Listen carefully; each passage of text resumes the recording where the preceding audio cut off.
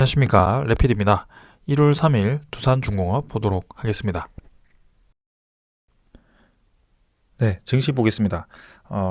코스피 0.37%, 코스닥 0.37% 둘 다 상승하면서 오늘 새해 첫 시장은 좋게 진행되었습니다. 하지만 초반에는 좀 강하게 올라가다가 중간에 이제 거의 보합 정도로 떨어진 후에 다시 막판에 좀 올리면서 마무리를 좀 했고요.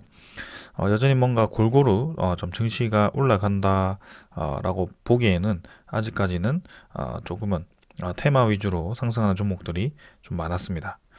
자, 특히 이제 근데 코스닥 같은 경우는 계속해서 좀 주가를 좀 밀어 올리는 상황이고요. 이 추세 자체가 조금은 상단으로 밀어 넣었습니다. 그래서 확실히 기술주 혹은 특정 테마 위주로 그런 종목들이 좀 강세를 보이다 보니까 위로 향하는 것 같고요. 거래량 자체는 뭔가 크게 늘진 않았지만 그래도 지수 자체는 꾸준히 좀 올라가는 그런 모습입니다. 그래서 코스닥 관련해서 반도체 기술주 혹은 비메모리 그런 종목들도 좀 올라가고 있고요. 네, 확실히 좀 힘을 받는 모습이네요. 자, 그 다음에는 주봉, 월봉은 뭐 계속 유지를 하고 있고요. 투자자 같은 경우는 기관 외국인이 오늘도 사실 팔았습니다. 하지만 뭐 새해 초에는 바로 이제 좋은 모습을 보였지만 일단 하루 가지고는 좀 판단하기 어렵고요. 조금 더 지켜봐야 될 것 같습니다. 그래서 여기서 이제 연말에 들어왔던 이 수급 자체가 이제 좀 매도로 나오게 된다면 좀 이제 증시가 약세를 띌 수도 있는데 일단은 올해 이 전체 흐름 자체는 코스피가 아니고 그 코로나죠. 네, 코로나로부터의 회복으로 인해서 이제 금리 인상과 그런 인플레이션 우려도 있지만 그래도 경기 회복에 대한 기대감으로 좀 이제 나아갈 가능성이 크다라고 보시면 되겠습니다. 자, 그다음에 코스피고요. 코스피도 일단은 21선 근처에서 또 자리를 잡고 있습니다. 그래서 상단 하단 뭐 둘 다 지지를 해주고 있고요. 선을 긋고 있고 계속해서 그 박스권 안에서 머물고 있습니다. 오늘 첫날도 사실 크게 움직임이 없었고요. 하지만 반도체 관련 종목들은 확실히 힘을 좀 내주는 것 같고 이제 경기 회복에 가까워짐에 따라서 코로나로부터 좀 자유로워짐에 따라서 확실히 이제 움직임이 있지 않을까라는 생각입니다. 자, 외국인 투자자 같은 경우는 매수가 들어왔고요. 기관 투자자는 이제 뭐 3일 연속 매도가 좀 나왔는데 좀 더 추세를 보겠습니다. 하지만 외국인 투자자 같은 경우는 최근에는 반도체 종목 위주로 좀 확실히 매수가 들어오는 모습이 보이고 있다는 점. 네. 그래서 올해 제가 기대하는 종목 이 테마 중에 하나도 반도체 종목이고요. 네, 좀 기다려 보겠습니다. 자, 그 다음에는 이제 환율 같은 경우는 1193원으로 또 올랐습니다. 그래서 1190원대로 이제 환율이 진입을 했고요. 고점 부근에 또 이제 도달을 했습니다. 근데 이번에 N자로 좀 올라가는 모습이 나오면서 1200원대를 좀 뚫지 않을까라는 생각을 해봅니다. 그래서 이제 환율 자체도 이제 수렴을 많이 했고요. 수렴하는 과정에서 이제 2차 상승이 좀 나오지 않을까라는 생각입니다. 그래서 월봉 입장에서도 환율이 추가로 더 올라갈 수 있는 그런 길이 열려 있기 때문에 좀 더 지켜보도록 하고요. 이제 미국 쪽에서 금리 인상이 나오게 된다면 우리나라도 같이 금리 인상이 나오게 되고 그렇게 되면서 이제 좀 이 환율 자체가 좀 안정화될 가능성이 큰데요. 아직까지는 지금 환율이 안정하지 못하고 계속해서 우리나라 가치가 떨어지는 그런 모습이 보이고 있습니다. 그래서 환율이 계속해서 이렇게 올라가게 된다면 우리나라 증시 가치가 떨어지기 때문에 외국인 투자자가 또 이탈을 할 수도 있거든요. 근데 아직까지는 그 마지노선까지는 가진 않은 것 같습니다. 자, 그래서 우리나라 증시가 뭐 박스권을 계속 이어가는 것도 사실 성장주가 많긴 한데요. 그래도 이제 미국 주식이라든지 그런 거에 비해서 좀 오르지 못하는 이유가 또 이 환율 관련된 그런 리스크가 아닌가라는 생각을 좀 해봅니다. 자, 그 다음에는 이제 선물 같은 경우는 유럽이라든지 미국 증시 모두 좀 상승을 하고 있고 그 다음에 채권이죠. 네, 채권 수익률은 1.58%입니다. 미국 10년물 국채 금리가. 그래서 이제 본격적으로 좀 상승 방향으로 네, 국채 금리가 좀 상승을 하고 있고요. 코로나로부터 좀 회복에 대한 기대감이 반영이 되다 보니까 이렇게 국채 금리가 급등을 하는 모습이 보이고 있습니다. 그래서 이 국채 금리가 계속해서 또 급등을 하게 된다면 네, 인플레이션에 대한 우려와 함께 또 다시 조기 금리 인상이 또 등장할 수도 있거든요. 그래서 거기에 대해서 또 증시가 조정을 받을 수 있다는 점 참고를 하시면 좋을 것 같습니다.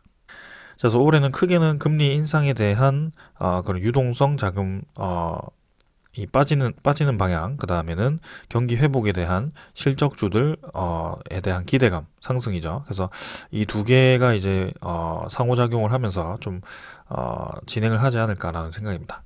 자, 그래서 유동성 자금이 빠질 때는 아무래도 실적이 떨어지거나 성장성이 없어 보이는 종목 위주로 좀 많이 빠질 가능성이 크기 때문에 오히려 네, 경기 회복으로 인한 실적 회복세를 가진 종목들은 또 올라갈 수도 있다라고 생각을 합니다.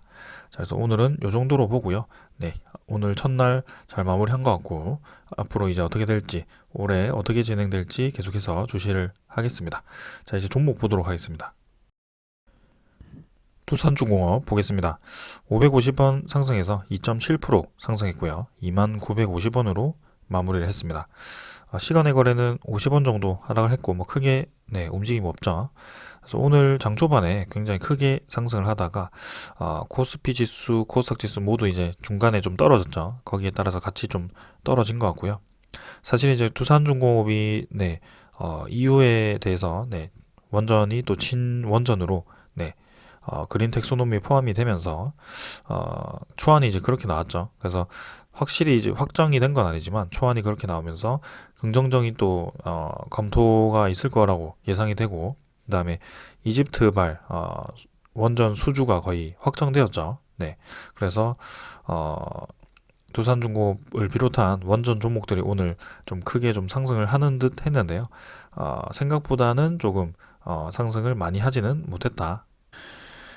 그래서 뭐 2.7% 정도밖에 상승을 못했는데요. 뭐 크게 문제 없다라고 생각을 합니다. 그래서 뭐 오늘이 아니더라도 앞으로 이제 두산중공업은 올라가는 방향으로 진행이 될 거라고 생각을 하고 있고 일단은 신주 상장 그쯤 해가지고 조정이 나올 수도 있지만 그때까지는 조금 이제 완곡히 올라가는 방향으로 진행될 거라고 생각합니다. 자, 그래서 차트 먼저 보겠습니다. 거래량부터 확인해 볼까요? 거래량은 443만 주 네, 진행되었고요. 마지막 날 12월 마지막 날보다는 조금 증가를 했습니다. 그래서 권리락 이후에 살짝 이제 떨어졌던 것을 이제 오늘 다 회복을 했던 것 같고요. 네, 결국에는 이 주가 자체는 29일보다는 낮아 있지만 사실상 29일보다는 높은 방향으로 진행이 되었다라고 보시면 되겠습니다.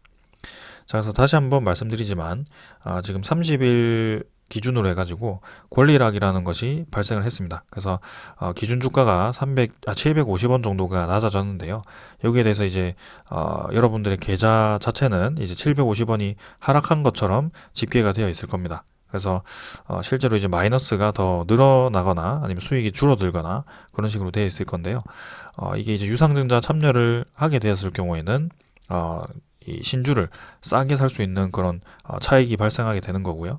만약 유상증자를 참여하지 않았을 때는 1월 21일 날 상장이 되는 그 신주인수권을 팔았을 때 이 750원에 대한 권리락을 또 메울 수가 있을 겁니다. 그래서 거기에 대해서 지켜보시면 될 것 같고요. 지금 뭐 손해가 커졌다라고 생각을 하실 수 있지만 결국에는 그 손해를 메울 수 있는 과정이 진행될 거라는 것을 참고하시면 될 것 같습니다. 자, 그래서 결국에는 차트로 보게 된다면 네, 일봉으로 보았을 때는 이제는 가격보다는 이 차트의 높이 정도만 보시면 될 것 같습니다. 그래서 높이 자체가 이제 꾸준히 이제 유상증자 가격을 만드는 과정에서 찍었던 고점 자체를 오늘 찍었습니다. 그래서 21,600원 정도로 오늘 찍었었는데요. 아쉽게도 음봉으로 좀 떨어지긴 했습니다만 확실히 지금 추세 자체는 돌렸다. 그래서 5일선과 60일선 그리고 21선이죠. 이 세 개 자체가 모두 전부 위로 향하는 방향으로 진행이 되고 있고요. 전형적인 하락 추세에서 상승 추세로의 전환을 위한 이 두 번 정도 고를 파는 것이죠. 그래서 여기서 21선 태우면서 올라가는 방향으로 진행될 가능성이 굉장히 크다라는 것을 말씀드립니다. 그래서 이 권리락 이후에는 주가가 올라가는 방향으로 진행되는 것이 사실상 확률이 굉장히 높고요. 왜냐하면 1월 21일 날 신주인수권이 상장되기 때문에 그 신주인수권을 청량률을 높이기 위해서는 그 신주인수권이 상장되는 그 주 전에 어느 정도 주가가 좀 뭔가 주주 입장에서 개인 주주 입장에서는 좀 메리트 있는 가격대가 형성이 되어야 될 겁니다. 그래서 주가가 마냥 떨어지기만 한다면 사실 청량률이 떨어지기 때문에 계속해서 뭐 실권주가 늘어날 수밖에 없는 그런 분위기가 만들어질 수도 있고요. 그 다음에 2차 이제 유상증자 가격을 결정하는 과정에서 이 1월 21일 전에 혹시 요 정도에서 이제 주가가 좀 하락을 한다면 또 2차 유상증자 가격에도 영향을 미칠 수 있기 때문에 일단은 좋은 가격대를 형성하는 것이 좋을 겁니다. 그래서 2차 유상증자 가격은 어떻게 형성을 하는지 또 같이 공시를 보면서 짚어 보도록 하겠습니다. 일단은 오늘은 상승을 하면서 위로 향하는 방향으로 진행이 되었다는 점. 그래서 이 음운구름을 한 번에 이제 돌파를 할 것인지 아니면 조금 이제 텀을 두고 진행을 할 것인지 지켜보면 좋을 것 같습니다. 결국에는 지금 원자력에 대한 이 인식과 그 다음에 분위기 자체가 많이 괜찮아진 것으로 보입니다. 자, 그래서 큰 그림을 제가 저번에도 말씀드렸던 것 같은데요. 이런 식으로 파동을 좀 그리면서 진행을 할 거라고 생각을 합니다. 그래서 이 정도까지 뭐 어디까지 올라갈지 모르겠지만 이 상승 파동에서 뭐 적당히 올랐다가 떨어질 수도 있습니다. 그 떨어진 과정이 좀 뭐 길어질지 아니면 바로 회복을 할지 일단은 1월 첫 주부터 지금 원전에 대한 좋은 소식이 들썩이고 있기 때문에 분명히 이제 이 올해 중반으로 갈수록 원전에 대한 소식이 계속해서 좋은 소식들이 나올 거라고 생각을 합니다. 그래서 거기에 따라서 이제 우리가 생각하던 일반적인 그 유상증자에 대한 패턴 여러분들께 많이 설명을 드렸는데요. 그 패턴이 깨질 수도 있다.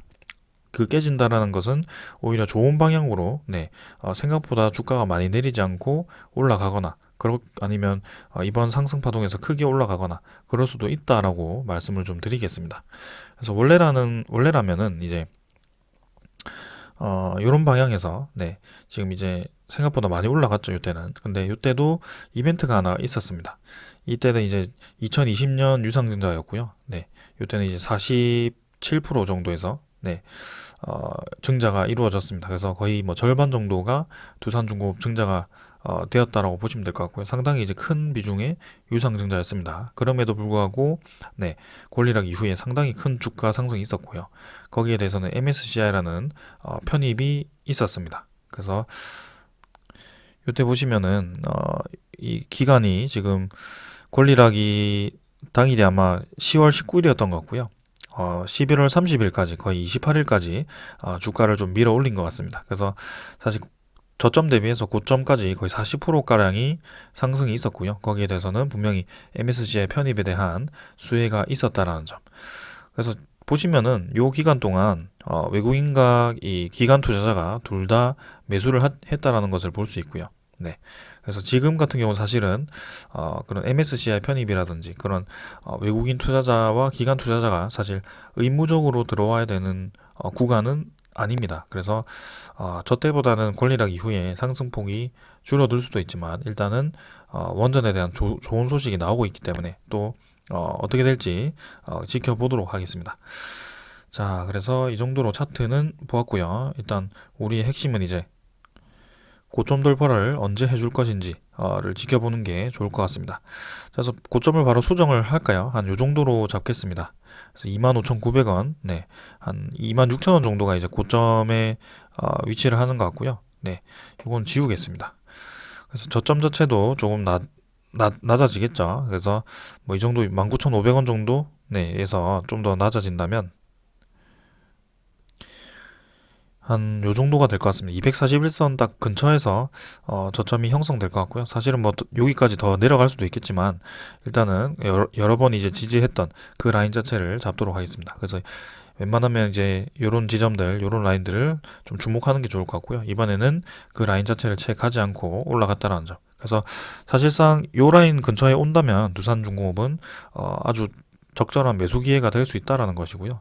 이제 쭉 올라갔을 때는 사실 뭐 추격 매수를 할 수 있겠지만 우리는 유상증자에 대한 참여 기회가 있기 때문에 지켜보는 것을 추천드립니다.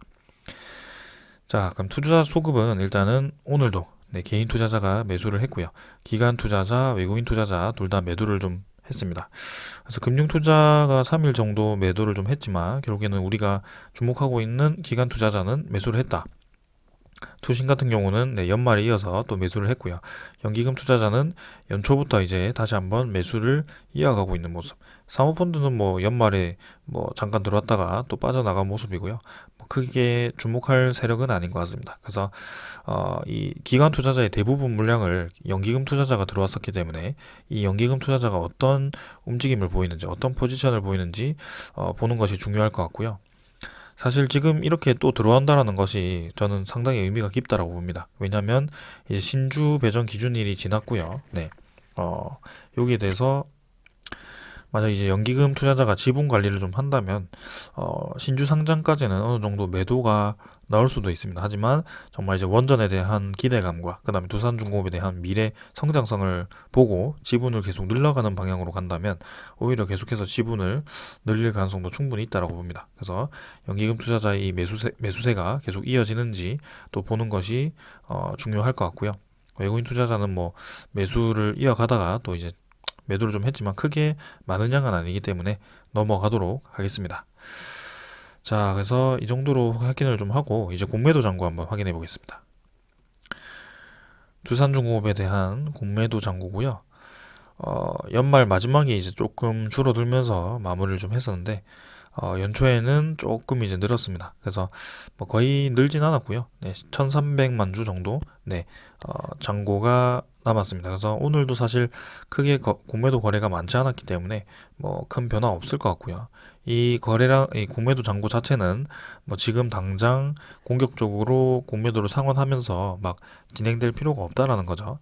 외국인 투자자 입장에서는 결국엔 노림수가 있고 그 노림수 중에 하나는 유상증자 상장 물량입니다. 그 물량을 공매도와 그 다음에 대차잔고를 상환하면서 좀 바꿀 수가 있기 때문에 거기에 대해서 그 3월 달에 또 그런 방향이 나올 수 있을 거고요. 한번 그 시기에 또 이 과정을 지켜보도록 하겠습니다. 그래서 오늘 뭐 큰 변화 없었기 때문에 바로 이제 넘어가도록 하고요. 그 다음에는 이제 대차잔고 한번 확인해 보겠습니다. 대차잔고는 체결이 좀 늘었네요. 그래서 공매도 잔고와 대차 잔고가 같이 조금 늘었고요. 체결은 뭐 70만 주 정도 더 많았습니다. 그래서 3,130만 주 정도로 진행이 되었고요. 수치가 조금 이상한데 이때보다 이제 증가를 했는데 감소한 것처럼 나오네요. 일단은 체결은 많다라고 나오는데 아무튼 뭐 3,100만 주 근처에서 크게 변화 없는 것 같습니다. 그래서 대차 잔고도 지금 당장 뭐 신경 쓸 필요는 없을 것 같아요. 그다음 외국인 추적 물량은 12만 주 매도해서 당일은 23만 주 매도. 그래서 뭐 며칠 연속 이제 매도가 좀 나오면서 결국에는 9%대까지 올렸던 지분이 좀 8%대 중반으로 낮아져 있는 상태고요. 여기에 대해서 외국인 투자자가 뭐 크게 매도를 하는지만 지켜보면 될 것 같습니다. 보통은 이제 꾸준히 이제 지분 감소를 하다가 3월에 이제 그 신주 상장 때 지분을 확 늘리는 그런 모습을 보았었기 때문에 이번에도 그렇게 할지 한번 지켜보겠습니다. 그래서 대차 잔고도 확인을 좀 했고요. 그러면 제가 오늘 좀 말씀드리고 싶은 것은 이제 1차 유상증자 가격 결정은 되었습니다. 이 공식에 의해서 1차 발행가액 산정에 의해서 결정이 좀 되었고요. 그럼 2차 발행가액은 어떻게 산출해야 되는지 한번 짚고 넘어가도록 하겠습니다. 2차 발행가액 산출 근거는 구주주 청약일 2월 10일입니다. 구주주 청약일은 전에 이제 3거래일 전 2월 7일을 기산일로 해서, 기산일이라는 것은 시작일이라고 말씀을 드렸고요. 유권 시장에서 성립된 거래대금을 거래량으로 가중산술평균한 일주일 가중산술평균 주가 및 기산일 종가를 이제 산술평균해서 산정한 가액과 그 다음에 기산일 종가 중 낮은 금액을 2차 기준주가로 해서 아래 산식에 따라서 결정한다. 그래서 할인율을 20%를 적용한다라고 나와 있습니다. 그래서 1차 유상증자 가격은 A, B, C를 구했었죠. 요거는 이제 한 달, 요거는 일주일, 요거는 종가였고요. 요거를 산술 평균해서 3분의 A 플러스 B 플러스 C를 해서 D를 구한 다음에 D와 이제 C를 비교하는 그런 과정이 있었고요. 2차 발행가액은 이제 A, B를 구해서 이 산술 평균을 해서 C를 구한 다음에 이제 D를 B와 이제 C를 비교를 하겠다. 요거는 이제 2월 7일에 종가고요. 요거는 이제 2월 7일에 종가와 그다음에 A 일주일 동안의 산술 평균, 가중 산술 평균 한 것을 이제 또 평균을 해서 이제 이 구한 가격과 그다음에 종가, 그러니까 2월 7일의 종가를 비교했을 때 이제 낮은 가격을 설정을 하겠다라는 겁니다. 그래서 사실상 2월 7일 일주일 전이면 2월 한 1일부터 주가가 산정이 되는데, 사실 이번에 설날이 또 2월 1일, 2일에 또 겹쳐 있습니다. 그래서 2월 3, 4일이 목요일이거든요. 목요일, 금요일. 그래서 3, 4일과 그 다음에 2월 7일 정도가 3일 정도가 평균이 되지 않겠나라는 생각입니다. 그래서 3일 정도 평균하고 그 다음에 2월 7일 종가 비교해서 이 산술 평균을 구한 다음에 또 비교를 한번 해보도록 하겠습니다. 이 과정에서는 이제 그 1WR 두산중공업에 대한 그 신주인수권 부사채죠. 그 부사채가 이제 상장되면서 주식수가 달라졌기 때문에 이렇게 이제 유상증자 비율이 달라지는 점이 있었는데요. 대충 이제 뭐 비슷하게 구해 보겠습니다. 일단 1차 유상증자 가격이 16,000원으로 이제 결정이 났었죠. 그래서 이 16,000원이 2차 발행가액이 어떻게 되느냐에 따라서 또 바뀔 수도 있거든요. 그래서 확정 발행가액을 먼저 보겠습니다. 확정 발행가액은 이제 공식이 이렇습니다. 1차 발행가액, 그 다음에 2차 발행가액을 비교했을 때 작은 가격을 선택을 하게 되고요. 그래서 그 작은 가격이 이제 A, B라고 했을 때 A가 1차고 B가 2차 발행가액일 때 A, B 중에 이제 하나가 선택이 되면 그것과 이제 3거래일에서 청약일 3거래일과 5거래일까지의 이제 가중 산술 평균 주가를 또 구합니다. 그걸 이제 C라고 하고요. 거기에 대해서 60%를 곱했을 때 이제 C죠. 그래서 C를 구해서 그 두 개 중에 이제 큰 가격을 확정 발행가액으로 정한다라고 얘기를 하는 겁니다. 그래서 이제 A, 그죠? A, B를 이제 비교를 해야 되는데 지금 A는 16,000원이고요. 그 다음에 B는 이제 2차 발행가액인 이제 2차 기준 주가를 구해야 되는데 요것은 이제 2월 3일, 그 다음에 2월 4일, 그 다음에 2월 7일 정도가 평균이 될 것이다. 3일, 이 3일에 대한 주가가 중요하다는 겁니다. 그래서 만약에 이게 2차 발행가액이 16,000원 정도가 나오기 위해 16,000원 정도가 나오면 16,000원이 나온 것이고요. 16,000원보다 낮은 가격으로 나오면 그 가격이 이제 잡히겠죠. 혹은 이제 16,000원보다 높은 가격이 잡히더라도 이제 1차 유상증자 가격이 16,000원이기 때문에 그 둘 중에 A, B 중에 낮은 가격을 택한다고 했죠. 그래서 A 가격인 16,000원이 택해지게 되는 겁니다. 그래서 그 기준 가격이 이제 16,000원 정도가 되기 때문에 일단 이 16,000원을 넣었을 때 어떤 가격이 나와야 되는지 한번 구해 보겠습니다. 그래서 2차 기준 주가가 16,000원에 이제 0.8이죠. 이게 0.8을 나누게 되었을 때의 가격이고요. 요걸 구하게 되면은 2만원 정도가 나옵니다. 그래서 평균 가격이 2만원 정도가 나왔을 때 그 2차 유상증자 가격이 1차 유상증자 가격과 동일하게 되고요. 만약에 2만원보다 낮게 형성이 된다면 2차 발행가액이 1차 발행가액보다 낮기 때문에 2차 발행가액 정도로 이제 잡힐 것이다 라고 생각하시면 되겠습니다. 자, 그래서 2만원이 지금 주가가 2950원에다가 원전에 대한 소식이 추가가 되었기 때문에 아마 2만원 밑으로 주가가 형성되기는 쉽지는 않을 것 같습니다. 그렇게 된다면 이제 1차 발행가액이 이 작은 가격으로 형성될 가능성이 크고요. 그때가 이제 16,000원일 때 그러면 청약일 전 과거 3거래일로부터 5거래일까지의 가중산술 평균이죠. 그래서 이게 또 공교롭게도 이번에 설날이 껴있기 때문에 이 일주일 평균과 거의 비슷합니다. 그래서 2월 3일, 2월 4일, 2월 7일이 될 거고요. 이 3일에 대한 주가를 평균해서 60%를 나눴을 때 이제 16,000원보다 높게 되었을 경우에는 그 가격으로 또 형성을 한다는 겁니다.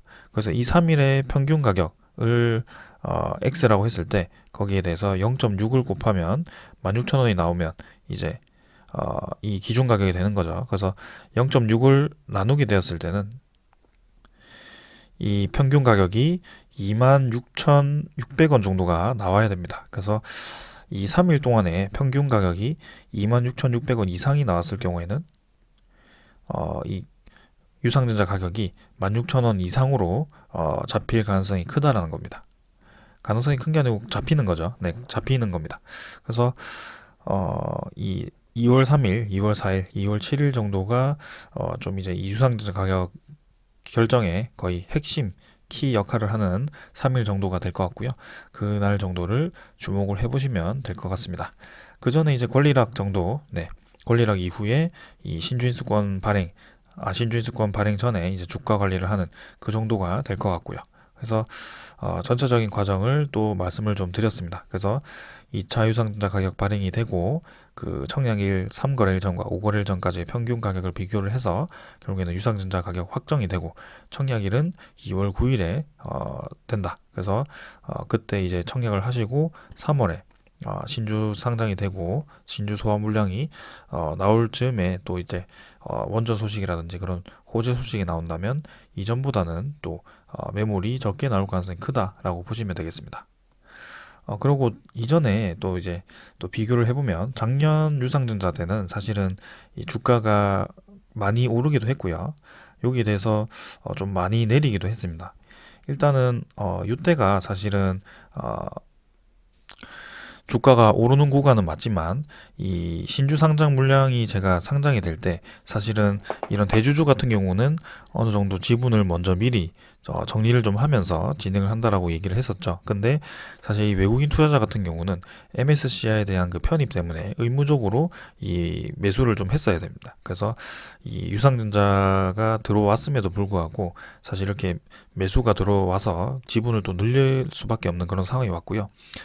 그러니까 굉장히 교묘하게 이 두산중공업이 교묘하다라기보다 절묘하게 두산중공업 유상증자 이 시기가 맞아 떨어진 거죠. 그래서 경영진들이 이것까지 다 노려서 진행을 한 것인지는 모르겠습니다. 아무튼 거기에 따라서 이렇게 MSCI 편입에 대해서 이 주가가 오르면서 그리고 지분이 좀 올라가면서 사실은 이때 좀 외국인 투자자라든지 뭐 이렇게 매도가 좀 미리 선제적으로 나와야 되는 구간이기도 했는데 그게 안 나오다 보니까 이때 이제 좀 길게 조정이 들어온 게 아닌가. 그리고 추가로 말씀드릴 것은 이때는 이제 두산중공업에 대한 이 주식 비중이 사실 50% 정도가 늘어났었기 때문에 지금 이제 15% 정도죠. 그래서 15% 정도와는 완전히 차원이 다른 유상증자였다. 그리고 이때 자체는 이제 재무 개선이 거의 100%였죠. 100% 재무 개선에 쓰이는 유상증자 대금이었고 지금은 이제 투자금에 쓰이는 대금이다. 네. 물론 이제 채무 상환도 지금 있지만 채무 상환보다 이제 이 투자금을 더 높이 잡았고요. 네. 거기에 대해서 많이 상황이 달라졌다. 주식 비중도 많이 달라졌다라고 생각을 좀 하셔야 될 것 같습니다. 그래서 만약 이제 주가가 이제 상장이 되면 물량이 많이 쏟아져서 떨어질 거라고 생각하기보다는 이 전체적인 시장과 분위기 자체를 좀 살피면서 대응을 하시는 게 맞다라고 보여지고요. 이게 뭐 요까지 뭐 10,000원대까지 떨어졌다고 해서 뭐 유상증자 가격이 16,000원 근처라고 해서 16,000원까지 이번에도 떨어진다라고 보기에는 상당히 어렵다라고 저는 생각을 합니다. 그래서 적어도 이 추세선 자체는 계속 이어가면서 진행이 될 거라고 생각을 하고 있고요. 많이 떨어지더라도 정말 많이 떨어지더라도 이때쯤 되었을 때는 한 21,000원 이상은 되지 않을까 네, 라고 생각을 합니다. 만약에 떨어졌을 때 말하는 겁니다. 그래서 지금 이 2만원 초반선에서는 사실 추가 매수를 할 수 있는 기회라고 저는 생각을 하고 있고요. 이게 뭐 유상증자 참여를 통해서 충분히 이제 추가 매수 물량을 메우신 분들은 추가 매수를 할 필요는 없지만 그 이상 더 매수를 하고 싶은 분들은 사실 지금 정도가 저는 적기라고 생각을 합니다. 그래서 아까 이 저점 라인을 그어줬을 때 이 저점 라인 근처에 왔을 때 매수를 해 가시는 것이 저는 좋은 방향이라고 생각을 합니다. 그만큼 기대도 되고요. 자, 그래서 이렇게 좀 전체적으로 또 정리를 한번 드렸습니다. 자, 그 다음에는 이제 소식 드려야죠. 사실 소식 뭐 특별한 소식은 없고요. 뭐 주말에 잠깐 말씀드렸던 그 이집트 원전에 대해서 다시 한 번만 핵심만 좀 짚고 넘어간다면 조단위의 사업 수주입니다. 원래는 이제 작년 말에 이 이집트 원전에 대한 소식이 좀 있었는데요. 한동안 이제 없었어요. 한 두 달 정도 조용하다가 갑자기 이제 연초가 딱 되자마자 많은 언론사들에서 이 이집트 원전에 대한 소식이 터졌습니다. 그래서 4월 말이라는 이 구체적인 시기까지 나왔고요. 그 전에 이제 계약이 본격적으로 진행이 되겠죠.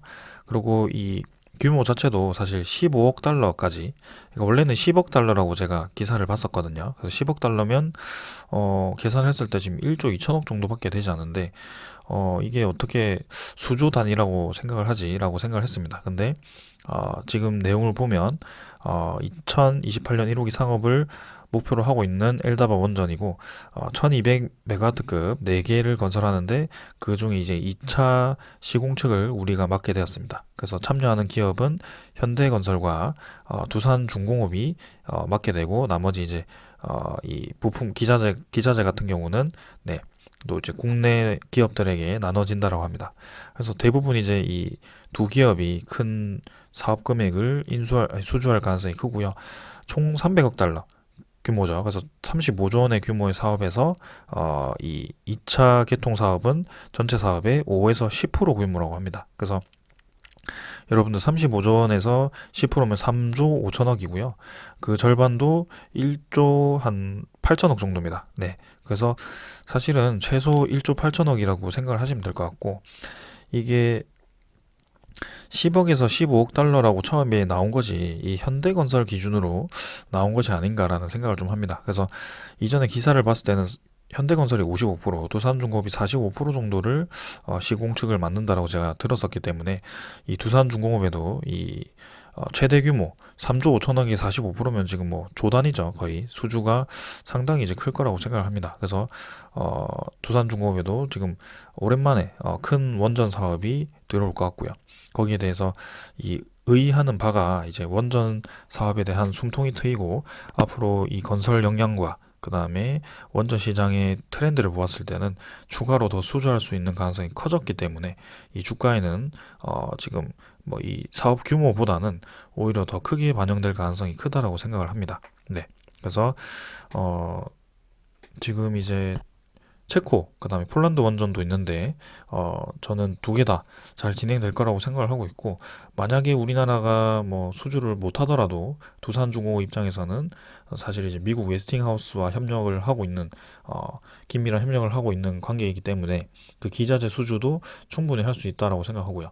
혹은 이번처럼, 네, 뭐 2차 측, 시공 측이라든지 이렇게 또 그렇게 부분 수주를 또 할 수 있을 거라고 생각합니다. 왜냐하면 UAE가 이제 이 우리나라와 미국이 협력한 대표적인 사례이기 때문에 이번에 엘다바가 또 우리나라와 러시아가 협력하는 상황에서 이제 러시아 쪽까지도 원전 시장을 열 수 있겠다라는 기대감으로 굉장히 큰 의의를 띠는 사업입니다. 그래서 이 미국과 러시아 두 개 다 굉장히 큰 비중을 차지하거든요. 세계 원전 시장에서. 그래서 우리나라가 이제 틈새 시장을 잘 노리고 있다라고 보시면 되겠습니다. 자, 그래서 다시 한번 이 좋은 소식을 또 알려드렸고요. 지금 뭐 오늘 주가는 크게 반영되지 않았지만 결국에는 좋은 방향으로 계속 진행될 것이다.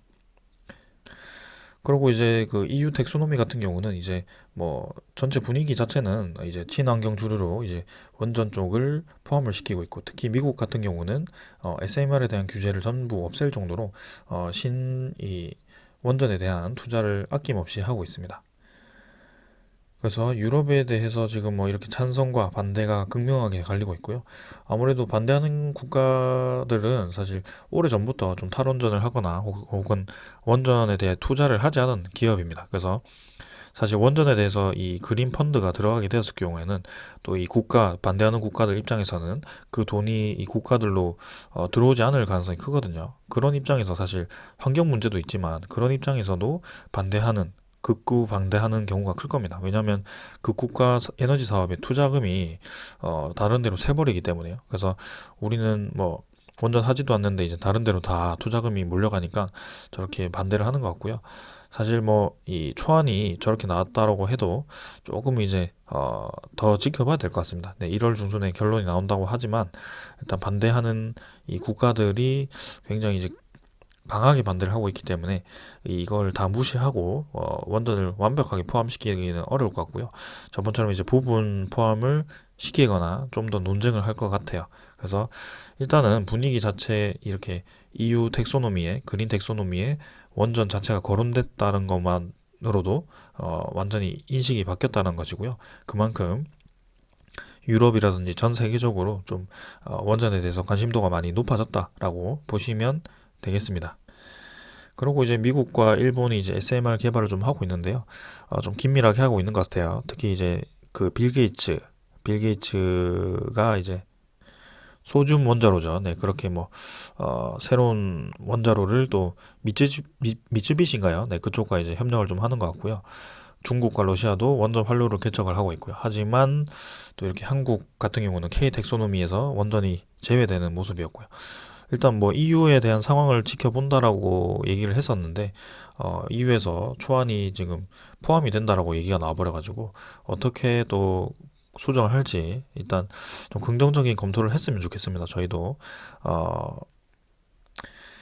자, 그래서 지금 네, 이 두산중공업 주가 자체와 그 다음에 주가 형성 흐름과 그 다음에 원전 흐름 자체는 계속해서 여러분들께 좀 매일매일 정리를 해드리도록 하겠습니다. 아까 유상증자 이 가격에 대해서 좀 설명드린 것이 좀 어려우시다면 제가 다시 한 번 더 설명을 드릴 수가 있거든요. 혹시 모르시다면 네, 댓글로 남겨주시면 또 제가 댓글로 답변을 해드릴 거고요. 요즘에 제가 바빠가지고 좀 매일매일 그날 답변을 좀 못 드리고 있어서 한 번에 좀 몰아서 드리고 있는데 좀 양해 부탁드립니다. 그래서 오늘 요 정도로 하고 내일 뭐 좋은 장으로 또 배웠으면 하고요. 일단 추세 자체는 위로 향했기 때문에 꾸준히 천천히 뭐 급하게 천천히 뭐 둘 다 상관없습니다. 네. 결국에는 우리는 목표하는 가격이 있고 목표하는 시기가 있기 때문에 그 시기까지 그냥 천천히 여유롭게 지금처럼 지켜보시면 될 것 같습니다.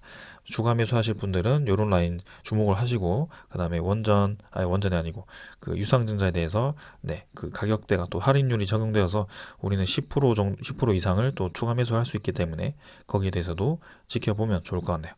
자, 오늘 여기까지 하고 마무리하겠습니다. 감사합니다.